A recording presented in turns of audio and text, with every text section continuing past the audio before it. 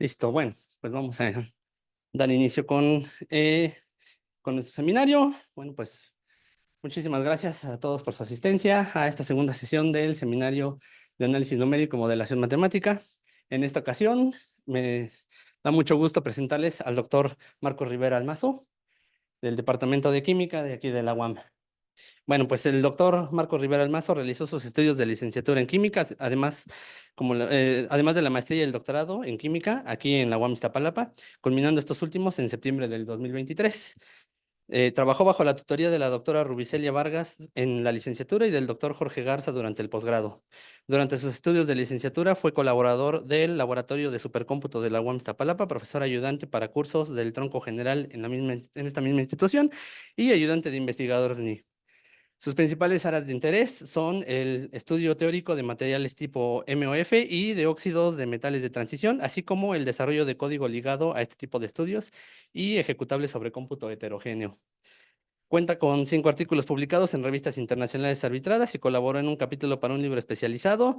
También ha participado en diversos congresos nacionales a lo largo del país, así como en algunos foros internacionales, incluyendo en Barcelona y en Vancouver, me parece. Y en eventos de comunicación de la ciencia, también incluso aquí en la universidad. Desde noviembre de 2023 es profesor de tiempo completo de la UAM Iztapalapa y actualmente fue seleccionado para realizar una estancia postdoctoral de un año en la Universidad de Turín con inicio en noviembre de este año. Entonces, bueno, antes que nada, pues mucho éxito con con esa estancia. Sí, Y bueno, gracias. pues ahora me complace presentarles que nos va a venir a dar integrales electrónicas en materiales cristalinos usando funciones gaussianas. Entonces, bueno, pues adelante, Marcos. Muchas Gracias. gracias, Rubén. Bueno, me da mucho gusto estar aquí en este seminario. Gracias por la invitación y el lugar. Espero poder mostrarles algo de interés a ustedes, a que nos acompañan el día de hoy aquí. Creo que es mi primer seminario que doy en el área de matemáticas, entonces espero no decir algo que esté demasiado incorrecto, ¿no? Pero, bueno, vamos a comenzar, ¿no? El contenido de esta charla se divide en estas secciones. Primero voy a hablar sobre electrones en sistemas periódicos de una forma un poco general y un poco por encima, sobre las integrales electrónicas, qué son estas cosas de las integrales electrónicas. Luego, sobre funciones de base gaussianas, esta va a ser como la parte crítica de la charla, y al final, algo sobre la autogeneración de código, ¿no? Entonces, espero que todo haga sentido conforme avance la charla, ¿no? Empecemos por electrones en sistemas periódicos, ¿no? Para empezar, ¿por qué alguien de química está hablando de estas cosas, no? Bueno, está esta área de la química teórica, ¿no? Que puede abordar los problemas de química a partir de ecuaciones fundamentales. Y específicamente, pues pensamos que como que estudia la química, ¿no? Y una cosa que es como de crucial importancia en la química es cómo interactúan los átomos para formar moléculas o sistemas de diferentes tipos, ¿no? Entonces, esto de comprender cómo se comporta la materia a partir de su composición atómica, tiene también mucho que ver con, o principalmente va a tener que ver para los químicos muchas veces con los electrones, ¿no? Que son los responsables de los enlaces y los diferentes tipos de interacciones, como el enlace iónico, el enlace covalente, el enlace metálico y también interacciones que no son necesariamente enlaces, ¿no? Entonces, aquí siempre pues, lo importante o lo que más nos importa a veces es cómo están los electrones ahí para que una interacción sea fuerte o no, puede haber una reacción química o no, ¿no? Entonces, este es el papel, tiene un papel protagónico los electrones aquí y, claro, los electrones están en una escala que tendríamos que abordarlos teóricamente desde la mecánica cuántica y ya una vez que le metemos muchas aproximaciones que tienen que ver con lo que asumimos nosotros como químicos, ¿no? Podemos empezar a hablar de química cuántica, ¿no? Y bueno, además de los materiales que nos pueden resultar de interés a nosotros en química, si pensamos en el estado sólido, muchos de estos sólidos van a presentar lo que se conoce como cristalinidad. Entonces tienen un arreglo periódico de su estructura atómica, ¿no? Esto quiere decir que en ciertas regiones estos materiales presentan, digamos, si pensamos que los panditas son átomos, ¿no? Tenemos una malla periódica de puntos que siguen una cierta simetría translacional. Sumamos la base más los puntos de la malla y tenemos lo que ya puede ser un cristal de panditas, ¿no? Entonces, esta es la idea del cristal, ¿no? Un arreglo con simetría translacional. Y si pensamos en un cristal ideal, vamos a pensar además que la periodicidad o esta simetría translacional pues es infinita, ¿no? Entonces, siempre que nos ponemos en un punto de esta malla infinita de puntos, vamos a encontrar el mismo entorno de panditas rojos y verdes, ¿no? O de átomos de carbono y de hidrógeno, ¿no? Por ejemplo. Ahora, ya hablando de la parte de la cuántica, de estos sistemas, ¿no? De cómo describimos el sistema de los electrones, ¿no? La estructura electrónica, o sea, cómo están los electrones en un arreglo de átomos, de núcleos de ciertos tipos, pues vamos a tener que trabajar con la ecuación de Schrödinger electrónica, ¿no? Aquí ya hicimos unas aproximaciones de químicos, ¿no? Pero esencialmente es la ecuación de Schrödinger, que varios de ustedes quizá conozcan, ¿no? Donde tenemos un operador hamiltoniano aplicado sobre una función de onda. Tenemos este problema de valores propios, ¿no? Donde tenemos la energía como valor propio, ¿no? Y la función de onda como función propia, ¿no? Ahora, dentro del hamiltoniano, que tiene operadores que tienen que ver con la energía del sistema, vamos a encontrar el potencial, que es digamos, la energía potencial que sufren los electrones del sistema. Y cuando tenemos un cristal ideal, un sistema periódico, ¿no?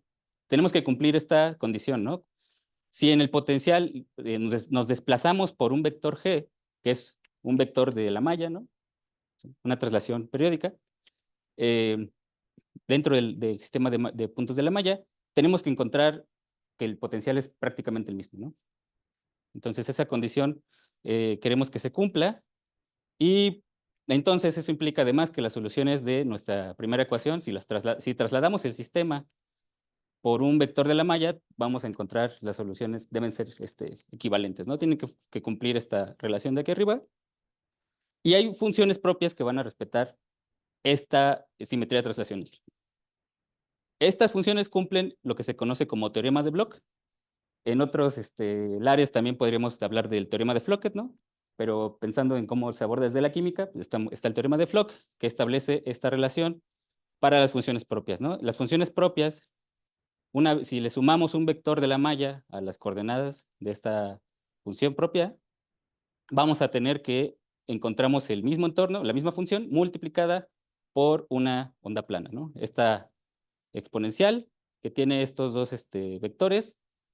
G es un vector de la malla, como les he mencionado previamente, y K va a ser un vector que se conoce como el vector de onda de la onda plana, y podemos deducir o encontrar que este punto además pertenece a lo que se conoce como el espacio recíproco, ¿no? Un espacio que surge cuando tenemos esta simetría translacional, ¿no? Y cuando ponemos esta simetría translacional. Ahora, nosotros normalmente usamos ciertos métodos para hacer los cálculos de estructura electrónica. Los más conocidos, o la familia de métodos más conocidos serían los métodos de Hartree-Fock y los métodos de Kohn-Sham en la teoría de funcionales de la densidad, ¿no? Es lo que solemos hacer nosotros en química cuántica. ¿Dónde vamos a terminar ahora? Dado que tenemos que asumir esto de un campo promedio, vamos a terminar con ecuaciones monoelectrónicas, o sea que estas ecuaciones describen un solo electrón de nuestro sistema, ¿no? Tenemos un hamiltoniano monoelectrónico, estas funciones que ahora como son solo para un electrón, los vamos a llamar orbitales, y en el caso de sistemas periódicos, orbitales cristalinos. Este índice I nos va a indicar que estamos hablando del electrón I de nuestro sistema, ¿no? Y fuera de eso vemos que las relaciones son muy parecidas, ¿no? Solamente que tenemos además este parámetro K, que como vimos previamente, pues es un punto en el espacio recíproco. Para poder expresar los orbitales cristalinos, estas funciones, suelen utilizarse ondas planas, ¿no? Porque como acabamos de ver del teorema de Bloch, del teorema de Bloch, pues ahí hay ondas planas de por medio, ¿no? Y entonces unas funciones que van a poder cumplir sin mucho problema el teorema de Bloch van a ser las ondas planas tal cual, ¿no? Para poder escribir o representar estas funciones propias.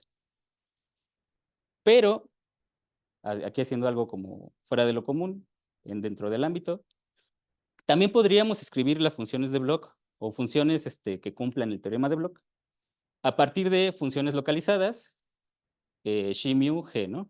Donde aquí sabemos que esta g nos va a indicar en qué punto de la malla se encuentra centrada la función localizada. Esta mu tiene que ver con qué tipo de orbital nos encontramos. De la química de estructura de la materia, a lo mejor recuerdan orbitales s, p, d y eso. A eso nos referimos aquí, ¿no? Y bueno, entonces nuestras funciones, los orbitales cristalinos, los vamos a escribir como una combinación lineal de estas funciones de abajo, que son las que están formadas por combinaciones lineales de funciones localizadas, ¿no? Que no son propiamente periódicas, pero las estamos haciendo de alguna forma periódicas a través de esta transformación, donde aquí ya vemos, de todas formas aparecen una onda plana, ¿no? ¿De acuerdo? Y bueno, sin meterme a mucho detalle más a estas ecuaciones para poder abarcar más del tema, hablemos de las integrales electrónicas en sí, ¿no? Entonces, cuando usamos Hartree-Fock y también muchas ocasiones con Kohn-Sham, nuestro hamiltoniano efectivo se le conoce ahora como el operador de Fock, ¿no? Y en los términos de matriz, vamos a terminar con una matriz, ¿no? En algún punto de aquí brincamos y terminamos con una matriz, ¿no? Dado las combinaciones que podemos tener entre los orbitales, ¿no? Vamos a tener términos de matriz que tienen esta forma, ¿no? Donde tenemos el operador de Fock, ¿no? Aquí en medio, aplicado con notación bracket sobre este orbital, ¿no? Y el complejo conjugado de este otro orbital. Aquí siempre aprovechamos algo de la simetría translacional y van a ver que esta función siempre va a estar centrada en el punto de la malla cero, ¿no? En un punto de referencia. Entonces, ahí estamos aprovechando algo de la simetría translacional para no hacer tantas ecuaciones. Ahora, el operador de Fock tiene muchas contribuciones, y entre ellas tenemos la energía cinética, la interacción núcleo-electrón, Z, electrón-electrón culómbica, que es como la culómbica parecida a la que hemos visto, y una de electrón-electrón intercambio, que surge como efecto de ciertas condiciones de la mecánica cuántica, específicamente en el método de Hartree-Fock, ¿no? Y empezamos entonces a hablar de las integrales electrónicas, ¿no? Son estas integrales que están embebidas en estas expresiones de los brackets, ¿no? Y tienen que ver con las diferentes contribuciones energéticas a las que es sometida cada electrón, ¿no? Tenemos la integral cinética, de energía cinética, que va a tener esta forma, ¿no? O sea, todo esto condensado se puede ver como esta integral, ¿no? Esta D es que va sobre todo el espacio real, ¿no? O espacio directo, en ese entonces le ponía por eso una D, ¿no? Y pues tiene esta forma, ¿no? Esta es la forma de esa integral. Y vamos a tener tantas de estos términos como tenemos orbitales en nuestro sistema, ¿no? Orbitales s, p y d, por ejemplo, del hidrógeno, del carbono o de los átomos que nosotros tengamos en el sistema que queremos estudiar. Y además están etiquetados por una G, ¿no? Esta G igual nos está diciendo que están ubicados o tienen como referencia un punto de la malla, ¿no?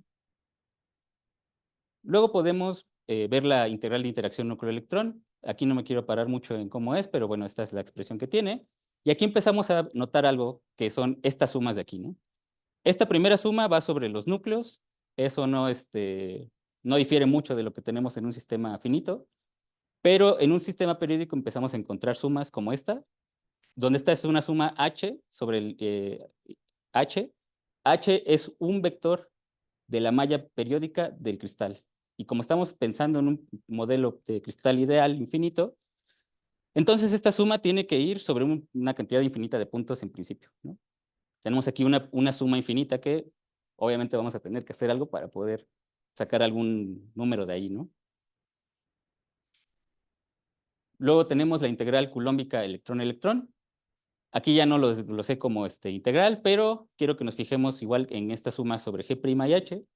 Aquí también vamos a tener dos sumas sobre puntos de la malla, o sea, sumas sobre una cantidad en principio infinita de puntos. Y lo mismo para la parte de las integrales de intercambio Hartree-Fock, ¿no? Tenemos estas dos sumas aquí, ¿no? Entonces ya se empieza a notar que son muchas, muchas, muchas integrales las que hay que evaluar, ¿no? Y bueno, si omitimos estas sumas, estas integrales que les acabo de mostrar son exactamente las mismas que se resuelven típicamente para un sistema molecular. O sea, cuando queremos hacer un cálculo de una molécula o de una proteína o de algo que tiene una dimensión finita, esas son las mismas integrales que tendríamos que evaluar.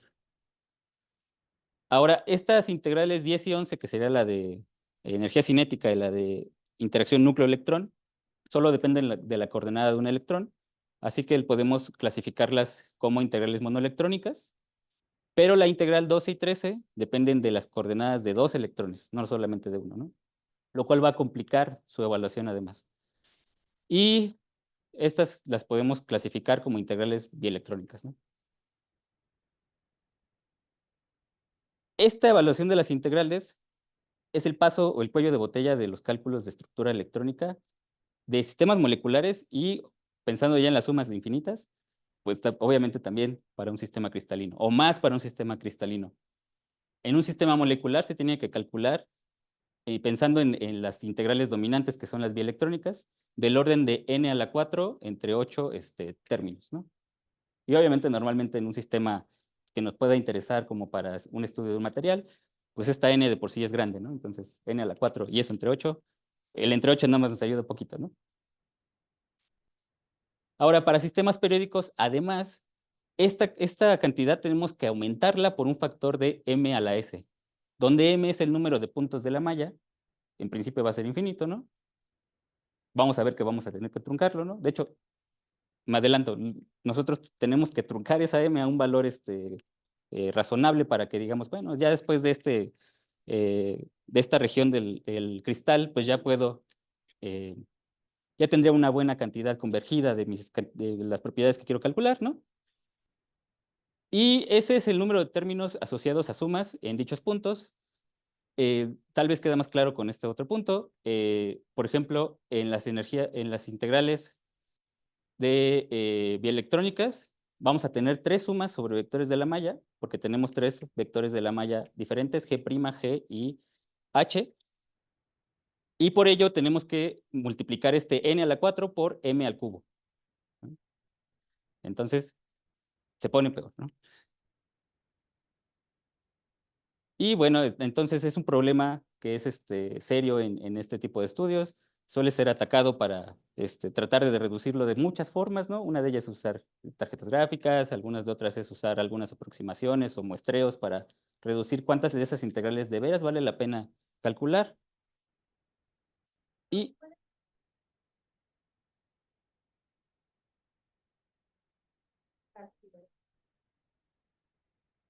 ajá, por ejemplo, un MOF, de los que luego a veces hacemos un estudio, ¿no? Digamos que para la celda unitaria, o sea, todavía nos falta ver cuántos puntos de la malla vamos a calcular. Son del orden de 100, de 100 como de 100 al cuadrado, ¿no? 300 al cuadrado a veces, como que 300 funciones de onda usamos en una celda unitaria. O sea, 300 orbitales vamos a tener en una celda unitaria. Eso al cuadrado para la matriz, ¿no? A la 4 para la parte de de las integrales bielectrónicas. Y luego hay que multiplicar por el vector de malla, ¿no? Lo bueno de los MOFs es que no son tan densos, pero bueno, de todas formas hay que tomar varios puntos de la malla, ¿no? Entonces sí, digamos, sí, como unas 10,000 integrales o unas cosas así a veces, ¿no? Sistemas interesantes, ¿no? Sí, sí. Bueno, entonces, ahora voy a hablarles específicamente del caso de las funciones localizadas, que es lo que trabajé yo como parte de mis proyectos del doctorado, ¿no? Hay un código que es el que solemos usar, al menos en nuestro grupo de investigación, que es el código Crystal. Es útil para estudiar sistemas periódicos, no solo cristalinos, también en dos dimensiones, no solo en tres dimensiones, también en dos o en una sola dimensión. Y ellos usan justamente estos tipos de funciones, que son gaussianas, funciones tipo gaussianas, ¿no? Esas van a ser las funciones localizadas que vamos a utilizar. Y entonces, estos orbitales los vamos a escribir como esta combinación lineal de funciones primitivas gaussianas, que tienen aquí unos factores de contracción, una constante de normalización por capa, que no nos vamos a meter mucho ahí, pero esta gaussiana puede ser de varios tipos. Y específicamente en cristal, esta gaussiana tiene una cosa interesante para el ámbito, ¿no? Que esta gaussiana va a ser un sólido armónico de tipo sólido armónico real, ¿no? Gaussiana sólido armónico real. ¿Por qué? Porque en estructura electrónica suelen usarse funciones de base que son gaussianas multiplicadas por cierto polinomio, ¿no? Ese polinomio suele ser las coordenadas, el producto de coordenadas cartesianas elevado a cierta potencia, esas que se conocen como gaussianas cartesianas. Entonces aquí lo peculiar es que estamos usando gaussianas sólidos armónicos reales, donde esta X va a ser un sólido armónico real, ¿no? También aquí hay una constante de normalización, pero bueno, la parte que es interesante sería en esta parte de la plática, ¿no? Los sólidos armónicos reales, esto seguramente ustedes lo saben mejor que yo, ¿no? Se pueden obtener a partir de los sólidos armónicos complejos, estos de aquí, que tienen esta forma de expresión, ¿no? Donde tenemos polinomio de Legendre, esta función exponencial, esta parte exponencial y esta R a la N, ¿no? Este R a la L es lo que hace que sea sólido y no solamente como un armónico esférico, ¿no? Sólidos ya es cuando ya le multiplicamos esta R a la L, ¿no? Y esta L y M, fíjense que a lo mejor les suena familiares igual de las clases introductorias de química. L y M tienen que ver con los números cuánticos de momento angular, ¿no? Que solemos encontrar, ¿no? Como son etiquetas de las formas que si tenemos un globito pegado con otro globito en el orbital, ¿no? Tiene que ver con esto, ¿no? Y tienen estas relaciones, ¿no? De esta forma podemos escribir los sólidos armónicos, no, sí, los sólidos armónicos reales a partir de los complejos, ¿no? Y dado esto, pues van a tener mucha conexión con algunas propiedades que tienen los armónicos complejos, que son los que suelen ser más utilizados en física, ¿no? Ahora, en las integrales que les mostré, integrales electrónicas, algo que tal vez notaron es que hay en general vamos a encontrar el producto de dos orbitales atómicos, ¿no? Siempre vamos a encontrar una Xi mu por una Xi nu, ¿no? Y entonces, este producto, si usamos estas funciones gaussianas con este polinomio sólido armónico, van a tener esta forma, ¿no? Aquí hay un montón de coeficientes, ¿no? Constantes de normalización, dos gaussianas y estos dos sólidos armónicos. Ahora, nosotros podemos aprovechar la regla del producto gaussiana y sabemos que este término va a terminar siendo otra gaussiana. Todo esto de aquí pues va a terminar siendo un número que se puede calcular de alguna forma, ¿no? Entonces el detalle va a estar aquí. ¿Qué va a pasar con este producto de aquí, ¿no?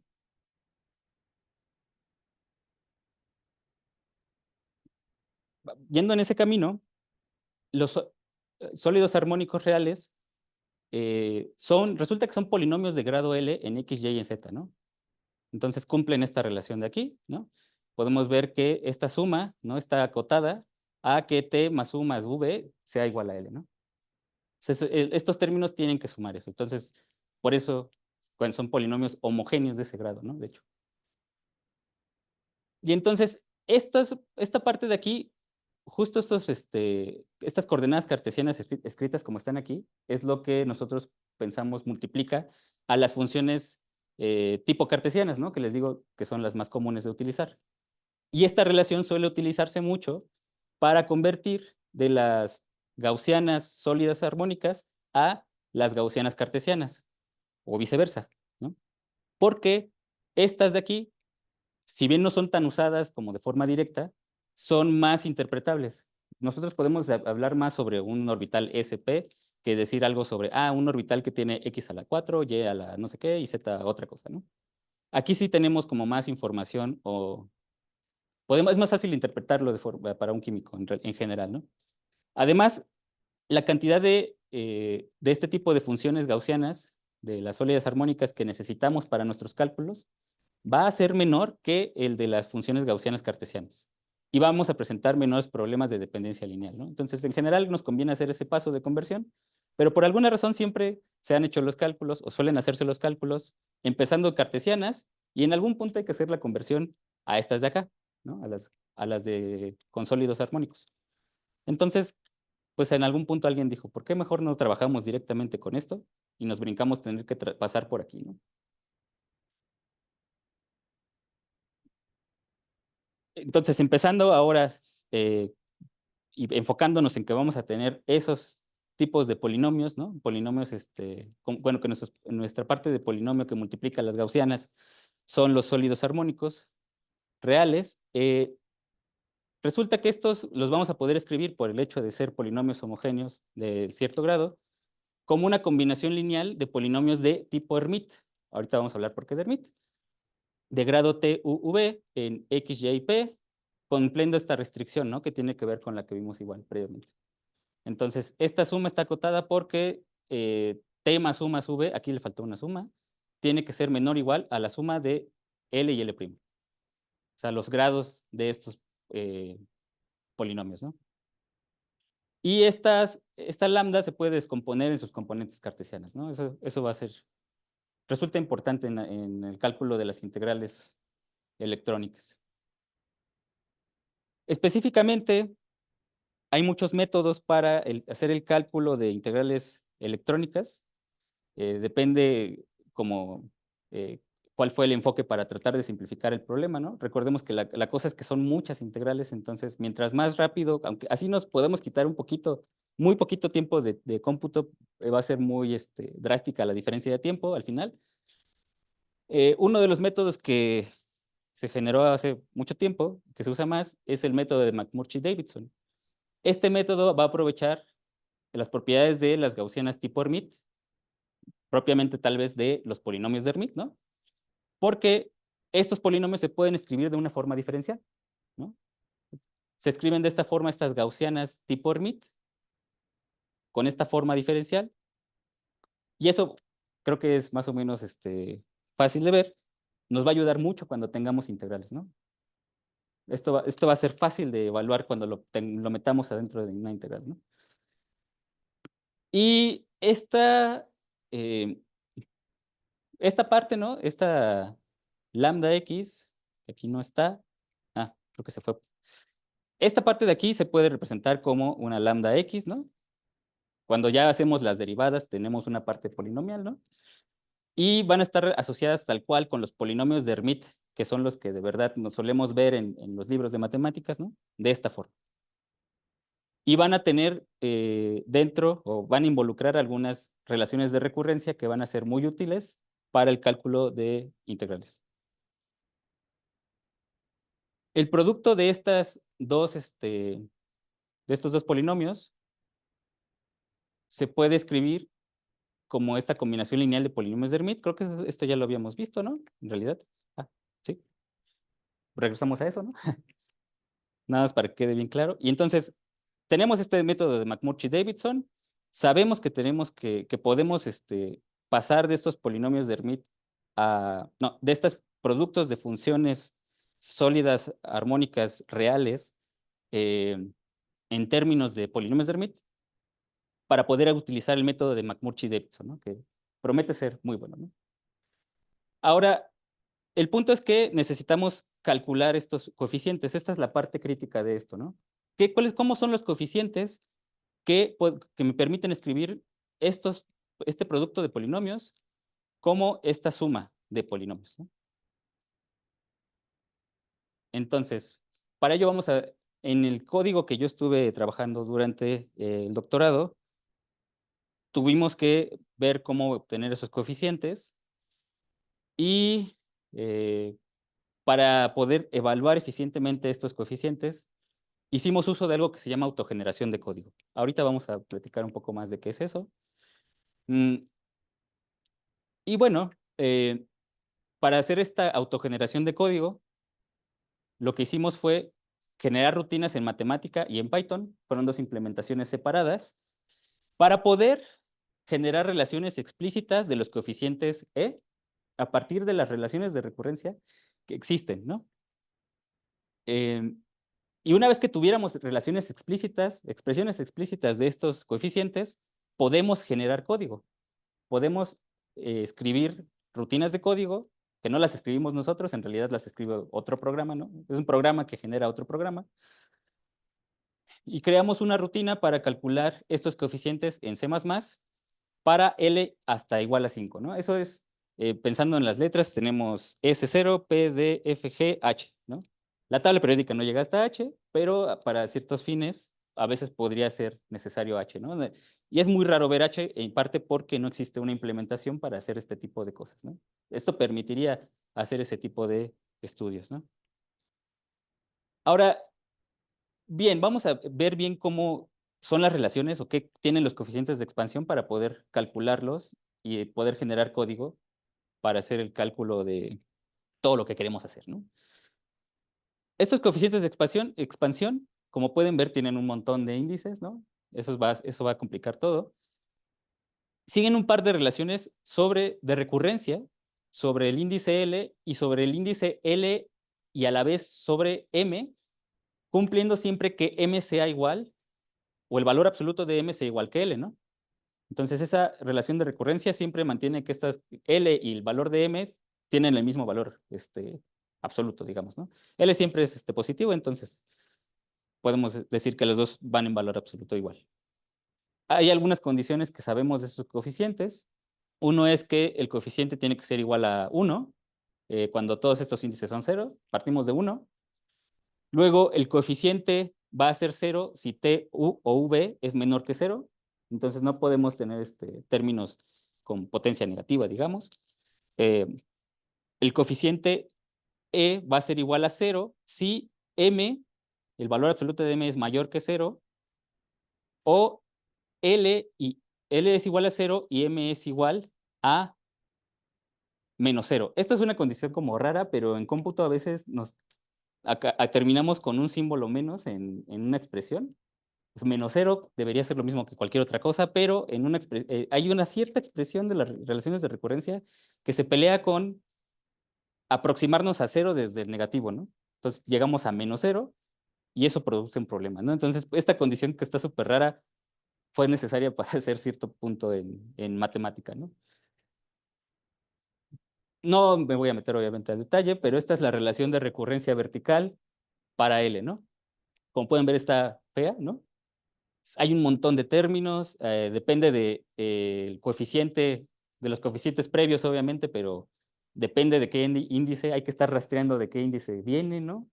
Eh, Aquí hay algunas cosas que son constantes, estas de zetas, ¿no? Esta P, eh, hay algunos valores constantes, pero muchas otras cosas son términos o coeficientes que se tienen que saber previamente para calcular este E aumentado en 1, ¿no? L más 1. Fíjense que aquí además me salté algunos coeficientes, algunos índices del coeficiente, porque es muy complicado rastrear todos los coeficientes o todos los índices que tienen estos coeficientes, ¿no? Entonces, esto está difícil de leer y además lo leí en un libro del 90 y tantos, que estaba escrito más feo que esto, ¿no? Es más difícil de leer. Y las recurrencias diagonales son menos feas, pero también son un poquito complicadas, ¿no? Entonces, aquí hay un problema que va a ser, bueno, ¿cómo uso estas relaciones de recurrencia? ¿De dónde parto? ¿Cómo me muevo a través de los índices, ¿no? ¿Cuál subo, cuál bajo? ¿Subo los dos? ¿Cómo le hago para llegar a los índices que necesito yo para las integrales que me interesan, ¿no? También, además, el orden de coeficientes va a ser grande, ¿no? Para esta cantidad de tripletes T, U y V, o sea, bueno, esta es la cantidad de tripletes T, U y V que potencialmente van a ser distintos de 0, dados una combinación de L y L', ¿no? Entonces tenemos esta combinación aquí. Esta es seguramente ustedes tienen un buen nombre para esto, ahorita no me acuerdo cómo se le llama, ¿no? Pero tomando en cuenta la multiplicidad de M, recordemos que M puede ser 0 o menos 1, 0 y 1, o va a tener un valor dado L, ¿no? Entonces va a haber varios valores de M admitidos para ciertos valores de L. Entonces podemos calcular el número total de coeficientes para una pareja de capas de armónicos reales sólidos de funciones de ese tipo, ¿no? Con esta expresión. Y al final, aquí hay una pequeña tabla de cómo se empieza a acumular el número de coeficientes que uno necesita para llegar hasta cierto valor de combinación de L y L', ¿no? O sea, de un electrón en un cierto tipo de orbital y otro electrón en otro cierto tipo de orbital. Si acumuláramos todos los coeficientes necesarios para calcular todas las integrales que involucrarían hasta H y H, ¿no? El acumulado llega hasta 174.727 coeficientes, ¿no? Y bueno, estos son los valores. Este es el valor para solamente el H con H, ¿no? Este es el solo H con H. Este es el acumulado si quisiéramos desde SS hasta HH, ¿no? Entonces, son muchos coeficientes los que hay que calcular. Este problema, Crystal lo usa, ¿no? Crystal usa estos coeficientes, entonces lo abordó de cierta forma. Y de hecho, en 2018, cuando yo empiezo o estoy a punto de terminar la maestría para empezar el doctorado, Desmarais de Crystal establece, no sé cómo le hizo, que este es el orden correcto para ir subiendo o ir generando los diferentes coeficientes, ¿no?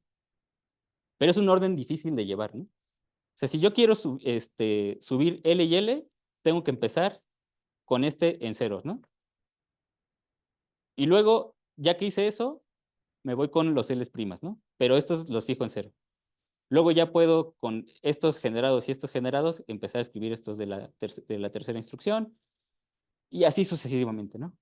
Entonces, a mí se me hizo que eso era muy complicado cuando lo leí, y dije, híjole, ¿no será que hay otra forma de hacer esto? ¿O por qué? ¿De dónde sacó esto, no?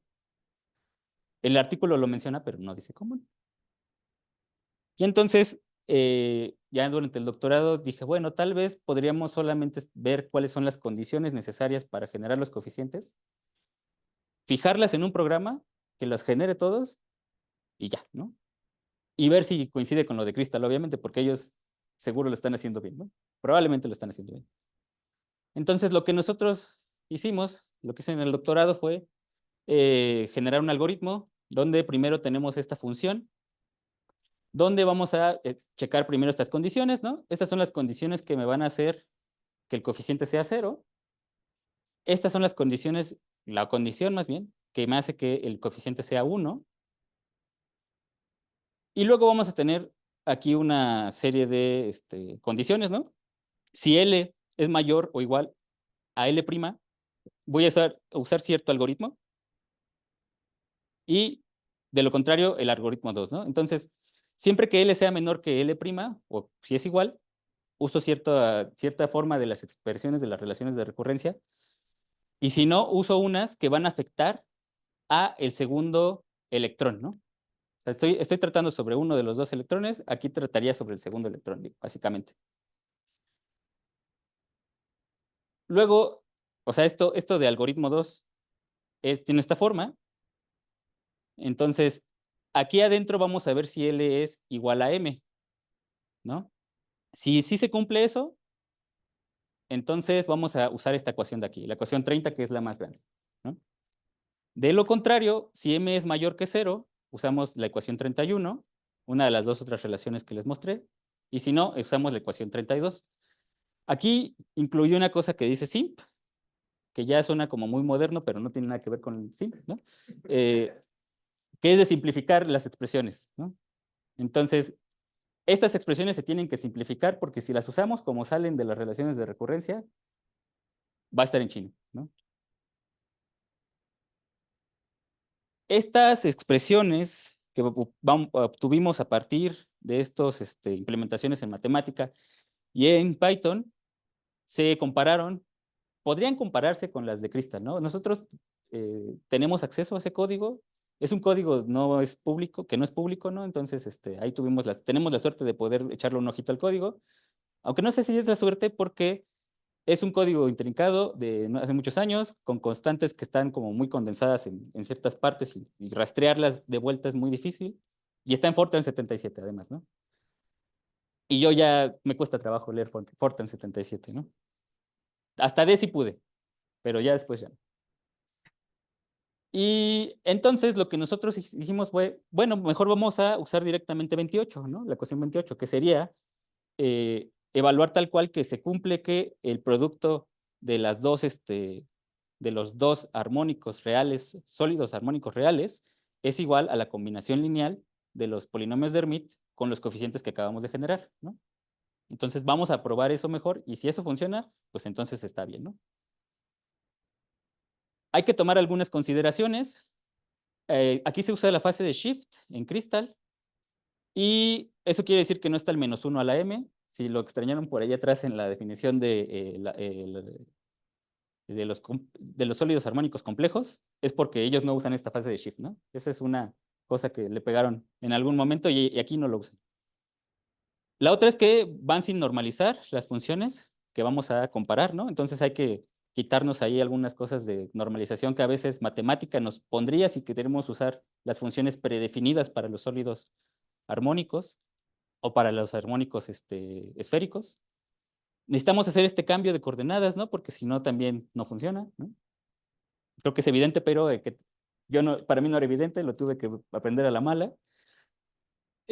Los polinomios de Hermite son los de físicos. Resulta que hay polinomios de Hermite de matemáticos y de físicos, entonces hay que usar los de físicos, ¿no?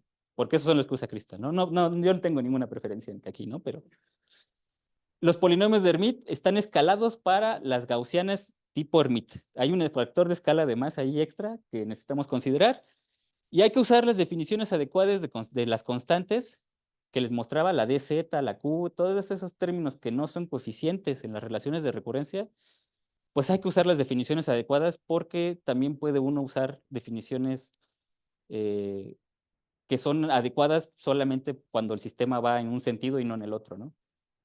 Entonces, si estamos aumentando los índices de un electrón y no del segundo, ¿no? Por decirlo así. Y bueno, ya casi llegando al final. Tenemos esta implementación en matemática donde lo que hicimos fue usar Full Simplify para poder simplificar las expresiones obtenidas. No solo usamos Full Simplify para esa parte, ¿no? Usamos el bazucazo para tratar de reducir lo más que se pueda las expresiones aritméticas, pero para las pruebas no nos bastó, ¿no? Para poder evaluar que este producto sí nos daba la combinación lineal, a ese punto no fue suficiente. Entonces, para L igual a 4 Full Simplify ya no es suficiente. Tuvimos que encontrar una metodología, digamos. Entonces, para el lado de los sólidos armónicos reales, primero pasamos de coordenadas esféricas a cartesianas, muy importante. Luego hacemos una expansión trigonométrica y ahora sí usamos Full Simplify, porque si no, para este orden L ya no se simplificaba realmente las expresiones en términos de coordenadas cartesianas. Siempre quedaba ahí algo esférico, por alguna razón, ¿no? Para el lado izquierdo, para el lado de las Hermite, sí usamos solo Full Simplify. Y luego del lado derecho, ya que tenemos el producto, esto es para cada una individualmente. Para el producto de las dos usamos Expand y luego Together, porque solo así también funcionó, ¿no? Y usando un solo núcleo, esto ya fue en una computadora del área, ¿no? Esto no corrió en paralelo ni nada. Probando cada posible combinación de estos índices hasta L y L' hasta 4 orbitales G, tardó 47 horas. Lo hemos hecho hasta H, pero esa vez no puse el temporizador y entonces, como tarda mucho, no lo he vuelto a intentar, ¿no? Debería, pero todavía no lo hago. Y la prueba fue exitosa, o sea, todos los valores que, con todos los coeficientes que calculamos, para todas esas combinaciones posibles, esos coeficientes sí lograron cumplir esta condición, ¿no? En todos los casos, el lado derecho era igual al lado izquierdo. Y además verificamos para algunas muestras aleatorias, ¿no? Agarré así algunos numeritos y dije, a ver, vamos a ver si sí se cumple que los dos lados sean iguales, ¿no? Y matemática dijo que sí, ¿no? Quiero pensar que sí estuvo bien porque aquí pasamos por muchas veces que no nos daba bien porque tenía algún error de dedo por ahí en alguna expresión. Entonces, bueno, podría ser una señal de que sí llegamos al punto correcto de cómo ejecutar esa implementación. Y luego en Python, se me ocurrió hacerlo también en Python porque cuando salga de la universidad, en algún punto tal vez me quede sin matemática, ¿no? Entonces dije, bueno, vamos a ver cómo se corre en Python. Además estoy aprendiendo Python. Y entonces ahí usamos SymPy. Resulta que Python tiene una biblioteca para hacer cómputo simbólico como el de matemática, ¿no? En este caso usamos la instrucción o la función simplify de SymPy para poder simplificar las expresiones. Y aquí ya no implementé la verificación de la relación que les decía. Aquí lo que hice fue más bien compararlas con las de matemática que ya estaban probadas, ¿no? SymPy puede traducir sus expresiones algebraicas a lenguaje de matemática y entonces es más o menos fácil crear un flujo de trabajo para verificar lo de mi implementación en Python con la de matemática, ¿no? Obviamente Python no tiene restricción de licencia y además podemos integrar toda la maquinaria de Python que sabemos que cada vez es más poderosa. Y si bien las expresiones obtenidas sí son equivalentes, o sea, si probamos lado derecho igual al lado izquierdo y preguntamos si eso es cierto, obviamente ahí hay que hacer algunas operaciones todavía, ¿no? Porque no son idénticas, son equivalentes, pero no son idénticas las expresiones en ambas implementaciones. Usando valores de prueba, he visto que los coeficientes que calculados, o sea, ya un valor numérico de estos coeficientes, difiere como máximo en 10 a la menos 7, usando L max hasta 4, ¿no? O sea, llegando hasta las combinaciones de L con 4. Entonces, sí difieren en alguna cifra, pero puede ser más bien por al menos simbólicamente sabemos que son equivalentes. Aquí nos dice la parte numérica que al no ser idénticas, pues va a haber una diferencia cuando ya le metamos números, ¿no? Eso es algo importante a tener en cuenta, ¿no? Cuando uno hace este tipo de cosas. Esta es una gráfica medio difícil de ver. Quería hacerla mejor, pero como no pude una mejor, les puse esta mientras. Y aquí es la diferencia de la implementación de matemática contra Python, ¿no? Esto es tiempo en nanosegundos. Y si nos vamos al caso más extremo, que para que quede como más rápido avanzar, el caso de matemática, con 4 y 4, L4 y L'4, es más o menos la mitad de tiempo la que se requiere para hacer el cálculo de los coeficientes que el de Python con 4, 4. Entonces, Python sí nos genera expresiones un poquito más complejas, ¿no? O sea, sí se simplifican, pero no tanto al parecer, ¿no? Matemática obviamente tiene pues es muy robusto, ¿no? Como tiene implementadas todas sus rutinas para hacer ciertas cosas, ¿no? Para reducir términos. Python al parecer todavía le falta. Podría ser también que me falta a mí hacer otros tipos de combinaciones entre aproximaciones para simplificar las expresiones en Python y tratar de acercarme más a matemática.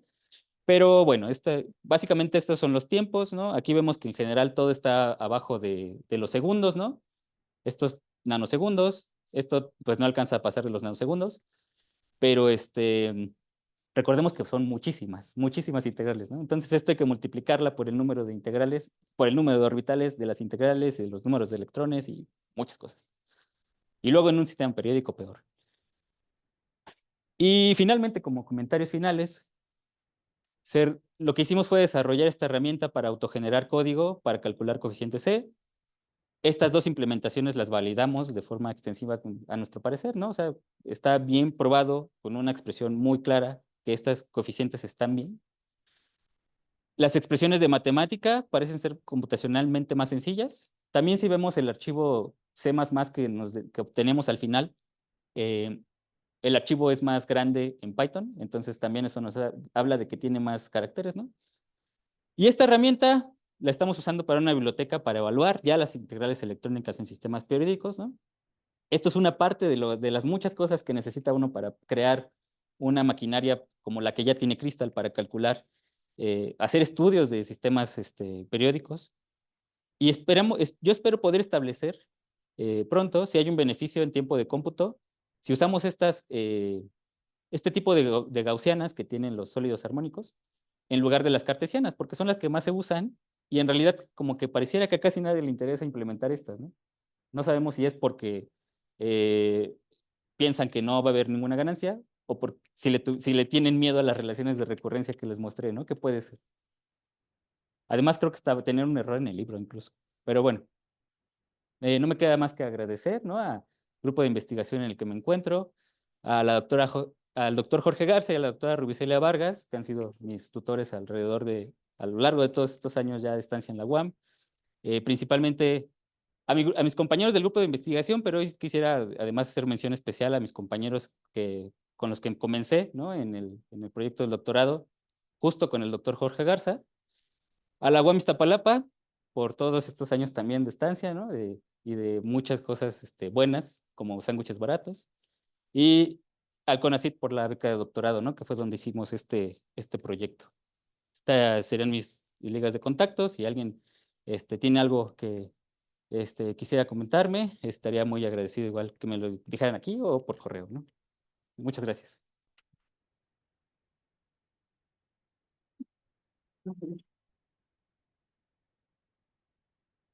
Ok, bueno, ¿preguntas? Una curiosidad. Sí. Cuando hacen los cálculos hay demasiadas simplificaciones, hay muchas simplificaciones. ¿Cómo saben que eso es lo correcto? O sea, ¿cómo en cuántica saben que todas esas simplificaciones, que todos esos cálculos que hacen, porque son aproximaciones, son algo correcto en la realidad? O sea, ¿cómo verifican que efectivamente pues se está acercando a la realidad? Sí, esa es una muy buena pregunta, ¿no? Creo que la respuesta condensada está en una frase de un profesor de química analítica francés, que dice que la teoría guía y el experimento decide, ¿no? Entonces, normalmente lo que tenemos que hacer es acudir a los experimentos, al menos el experimento más cercano al modelo que estamos trabajando. Al final trabajamos con modelos, ¿no? También los experimentales trabajan con sus modelos, pero si encontramos coincidencias de nuestros valores predecidos, ¿no? Calculados con cosas experimentales, eso ya nos empieza a dar confianza de que va bien, ¿no? Por ejemplo, o ver tendencias, porque a veces no vamos a ver como el número preciso, ¿no? No sé bien, sería muy difícil, por ejemplo, calcular energías de interacción entre una molécula y la cosa que lo absorbe, ¿no? Pero podemos calcularlo para muchas moléculas y ver si la tendencia que sigue es la misma que sigue un experimento que algo tiene que ver con la interacción, ¿no?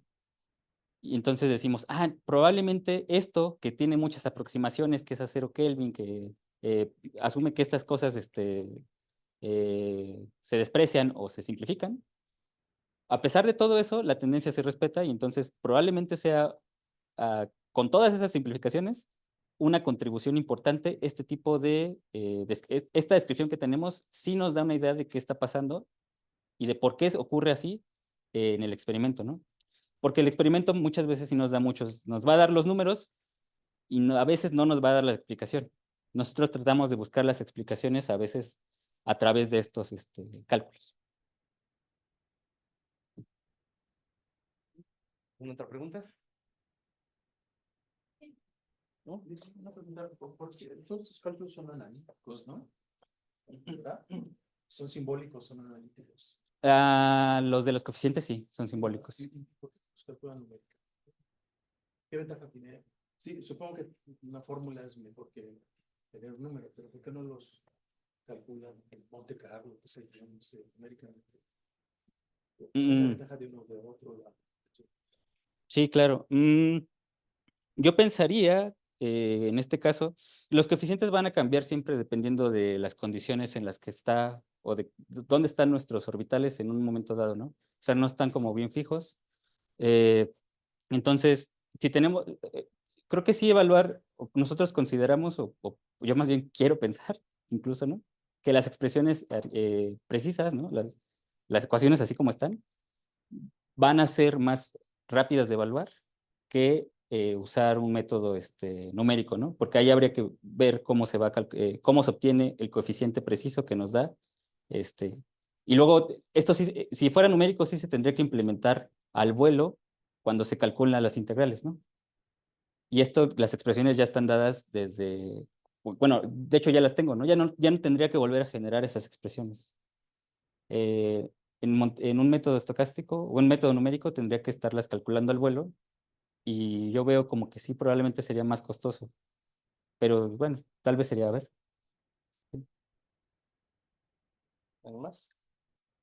Yo también tengo una pregunta. Entonces, bueno, lo que entiendo es que, bueno, sí existen bueno, métodos en esta librería de Crystal, bueno, este programa de Crystal que sí, que atacan este problema, pero la idea es atacarlo también con estas otras, bueno, con estas otras gaussianas. Pero, bueno, ¿hay alguna comparación acerca de, de estos dos, programas? ¿Cuál es el que ahorita está trabajando más rápido o alguna ventaja que ya hayas, percibido de tu implementación? Sí, claro. De momento la biblioteca en su etapa en la que está es Ujú. calca de lo que hace Crystal, o eso Ok, intenta hacer un ujú. poco, ¿no? Las cosas diferentes, estos coeficientes ellos los calculan con estas reglas que les mostré, eh, usando MATLAB, ¿no? Y pues igual no es público como el código que ellos usan. Esa es una diferencia que sí tenemos. Ahora, tal cual no hemos llegado como al punto en el ya poder hacer cálculos de estructura electrónica, ¿no? Como hacer un cálculo que yo diga, esto ya lo hace Crystal y lo hago yo y puedo comparar los tiempos. Ok. Estamos en ese camino, comparando lo que se conoce como la matriz de traslape. Eh, Hay unos detalles ahí que ya tiene rato que no he acabado de solucionar, ¿no? Para hacer esa comparación. Ahí sí podríamos tal vez comparar un poco los números, pero de momento, digamos, la biblioteca en la que yo estoy trabajando está muy lejos de llegar ahí. La idea de esa biblioteca, de hecho, surgió como una implementación que pudiera aprovechar GPUs para la evaluación de las integrales. Ese fue el proyecto que vendimos al principio. Ok. Claro que después nos dimos cuenta que había que sacar los coeficientes, generar la malla y muchas otras cosas que implementar en código hizo que fuera todavía complicado llegar a implementar en GPUs. Pero la idea es poder brindar una herramienta para la evaluación de integrales que usa además GPUs o incluso otro tipo de dispositivos. A esto se refiere el cómputo heterogéneo. eh, para facilitar o acelerar el cálculo de integrales y que lo pudiera hacer Crystal si quiere, o incluso que alguien quiera generar un nuevo código, ya no desde cero, podría usar la biblioteca en principio, ¿no? Que fuera como abierta y todo eso. Pero bueno, sí, esa sería como la cosa aquí. Ok. Espero, a lo mejor ahora que vaya para allá les digo, porque voy al grupo de Crystal. Ok. Sí. Muy bien. Bueno. Sí, porque, a ver, yo entiendo que haces simplificaciones de los polinomios, pero al final tienes que hacer integrales. Y al final eliminas. Ujú. Sí. Sí. Y es ahí la pregunta de Joaquín, o sea, ¿por qué en Mm. lugar de simplificar una vez se hace todo numérico? Sí, claro, sí, sí. De hecho, eso es cierto. O sea, ya las integrales, hay métodos numéricos para evaluar estos problemas, ¿no? Sin tener que pasar por decir, bueno, vamos a proponer unas gaussianas de base o unas funciones de base y hacer todo lo demás, ¿no? De hecho, desde la ecuación de Schrödinger electrónica, uno puede ya aventarse a decir, pues ya vamos a hacerlo numérico, ¿no? Ya para qué nos metemos a todo lo demás, ¿no? Nada más que ha sido complicado llegar a esos métodos, ¿no? Como que apenas eh, yo creo que apenas está el poder de cómputo y de las cosas ya como prehechas, ¿no? Para poder hacer una maquinaria que haga esto, ¿no? Uno de mis compañeros de grupo, Juan José, el maestro Juan José García, estaba usando el método de elemento finito, ¿no? Para calcular para resolver esto eh, en sistemas confinados y estaba obteniendo muy buenos resultados, ¿no? Pero son cosas que como que apenas están ahí saliendo y los artículos que hacen cosas similares igual no hay muchísimo trabajo en ese camino, ¿no? Sí. De nueva cuenta, pues muchas gracias por la presentación. Vale, gracias.